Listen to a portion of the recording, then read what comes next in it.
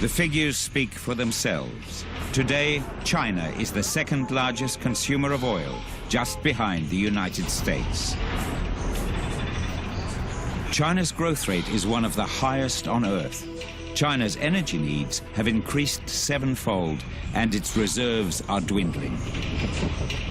China has to import half of its oil needs. In 3 years' time, the figure will be 2/3. Without that oil, China's whole economy will grind to a halt. So China must find and secure new sources of supply for oil, all in an increasingly unstable world. In this crusade for black gold, China is already jostling with the superpower that for now is still the primary consumer of oil, the United States. The battle for oil has begun.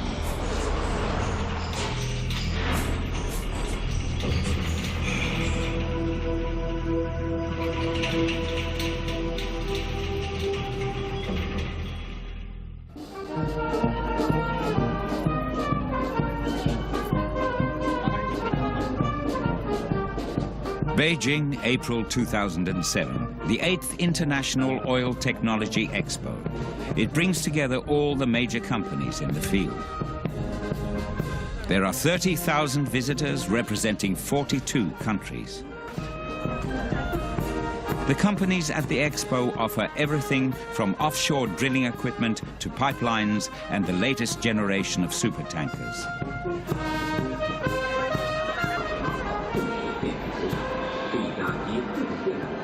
The customers come from all over the world. A glance at the guest list is enough to see the new oil alliances that China is now forging. Daily, or I can say annually, the business between China and Sudan is increasing and jumping. And I think in China here there is a huge opportunities. The new technology and advanced technology start to be implemented in China, and also you can get a very good price in China also. This is one of the advantage why the people visit China. We have some problems, political problems with Europe and US, but with China, with Asia, relationship between Iran and India, China is easy, better than Europe and US, and it's very better for us. It is being sold today in India also and worldwide by the American companies, basically manufactured in China. What they are doing, they are putting the stamp in Houston on Chinese product and selling it as an American product. So why not to shake hand directly?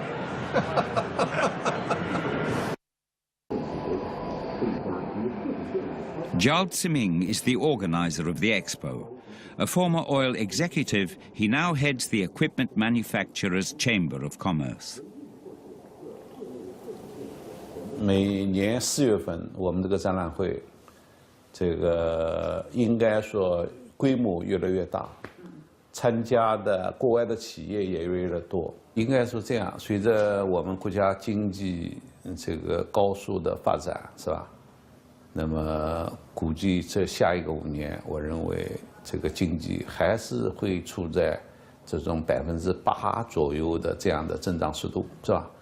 那么这样的增长速度肯定对能源的需求，从目前国内的石油、天然气肯定满足不了，所以还需要进口。当然，这个进口这是一个方面，但是另一方面，我们现在也还是要积极加强跟国外石油公司的合作。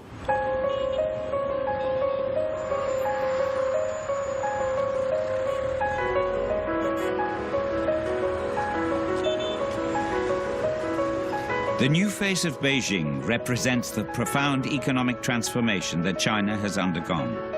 In 20 years, the number of cars has increased by 90 times. At this rate, by 2030, China will produce more cars than the United States. But China cannot yet cope with the energy demands of its own growth. Business and everyday life both suffer from electricity blackouts and shortages of petrol. Petrol queues are common. Taxi drivers have taken to waiting in line in the early hours of the morning.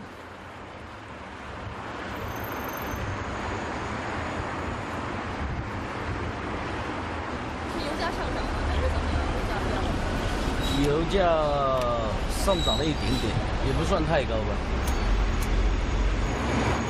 这是目前的困难吧？应该，广东省政府应该会处理的吧？哦，现在缺得很嘞，现在没有油啊。那肯定有啊，压力很大啦。像我们坐出租车的，没油加，是不是还在浪费时间？半个月了，好长时间了。那您觉得广州是不是缺油啊，还是怎么？是缺油啊，没油啊，中国都没油啊。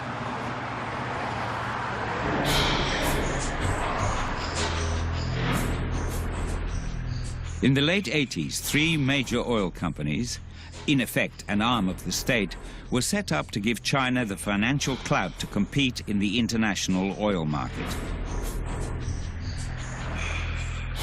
China National Offshore Oil Corporation, CNOOC, China Petrochemical Corporation, Sinopec, and the largest, China National Petroleum Corporation, CNPC.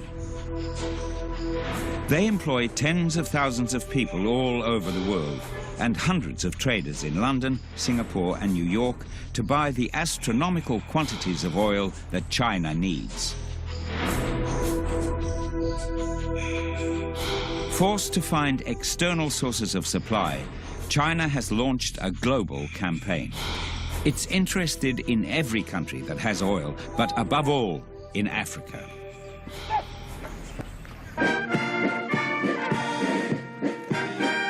Africa accounts for nearly 10% of world oil production.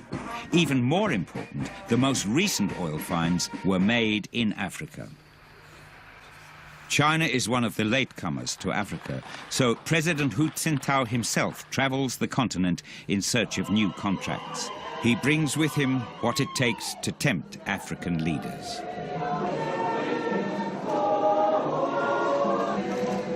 Chinese companies are very active in Africa.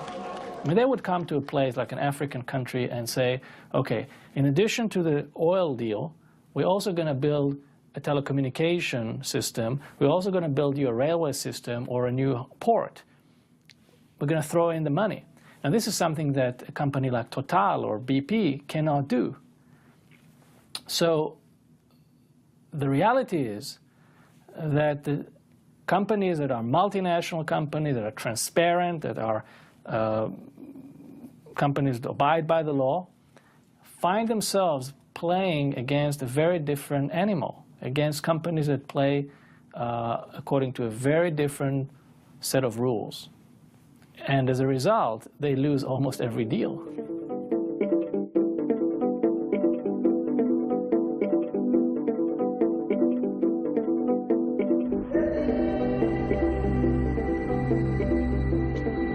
Chad joined the Oil Producers Club in 2003. With the rising price of oil, Chad has enjoyed a financial windfall, $1 billion in 2007 alone, yet its people remain some of the poorest on earth. A consortium of Western companies, mostly American, extracts most of Chad's subterranean oil. But now China is making its presence felt. Contracts recently signed between Chad and China feature the increasingly familiar bonuses of major projects and road building.